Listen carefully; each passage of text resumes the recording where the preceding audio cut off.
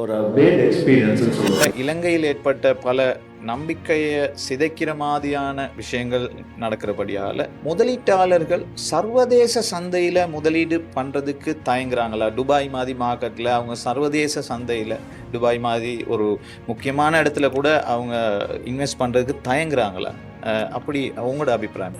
நான் ஸ்ரீலங்காவிலேயும் ஒரு ரியல்டராக கன்சல்டனாக இருந்த காரணத்தினால கண்டுமுனிய துறையில் அந்த ரியல் எஸ்டேட் செக்டரில் நான் அதிகமாக வேலை செஞ்சதுனால எனக்கு இந்த ஸ்ரீலங்கன்ஸ் எப்படி எந்த மாதிரி ஒரு பேட் எக்ஸ்பீரியன்ஸ்ன்னு சொல்லுவோம். ஓகே, அவங்களுக்கு கிடைக்கக்கூடிய அந்த எக்ஸ்பீரியன்ஸை வச்சு அதை கம்பேர் பண்ண விடுவோம். அவங்க நாங்கள் ஸ்ரீலங்கா நாங்கள் எடுத்தோம்னு சொன்னால் உதாரணமாக ஒரு ப்ரொஜெக்டை லான்ச் பண்ணுவாங்க.